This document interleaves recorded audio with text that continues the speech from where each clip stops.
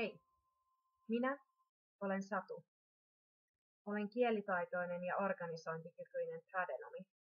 Olen valmistunut johdon assistenttityön ja kielten koulutusohjelmasta Haakaheliasta. Pääkieleni olivat ranska, englanti ja saksa. Näistä vahvin minulla on ranskan kieli, jota olen opiskellut yli 20 vuotta. Seuraavaksi kerron työkokemuksestani. Olen työskennellyt assistenttina Pariisin lähellä Ranskassa. Työskentelin kansainväliselle yritykselle, jonka nimi on Accueil International Service. Työtehtäviini kuului asiakaspalvelu, viestintä asiakkaiden ja yhteistyökumppaneiden kanssa, koordinointi eri sidosryhmien välillä, dokumenttien hallinta, asiakasrekisterin ja kalenterin ylläpito, tapaamisten järjestely toimistolla, haastattelut, tapahtumien ja vierailujen organisointi sekä sosiaalisen median päivittäminen.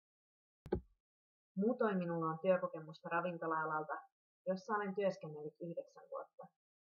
Minulla on monipuolista kokemusta asiakaspalvelusta ja olen tottunut haastaviinkin asiakastilanteisiin.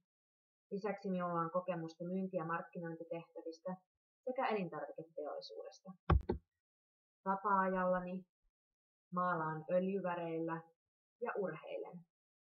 Lisäksi olen osallistunut lukuisiin tapahtuman järjestämisprojekteihin. Lopuksi pääsette kuulemaan kieliä, jotka osaan.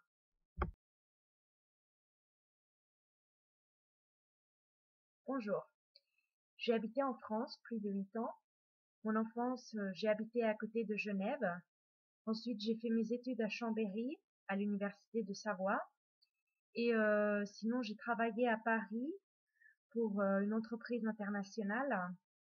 Et j'adore le français, j'adore la culture française. J'aime beaucoup parler le français.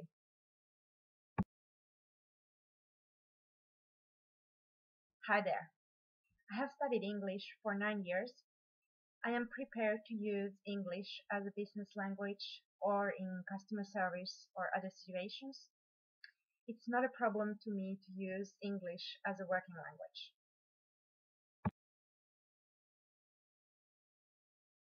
Guten Tag. Ich habe 8 Jahre Deutsch studiert. Jedoch ist es ein bisschen schwierig für mich Deutsch zu sprechen, weil ich die Sprache nicht so viel benutze. Ich verstehe ziemlich viel Deutsch und ich hoffe, ich könnte mehr Deutsch sprechen und die Sprache benutzen. Danke.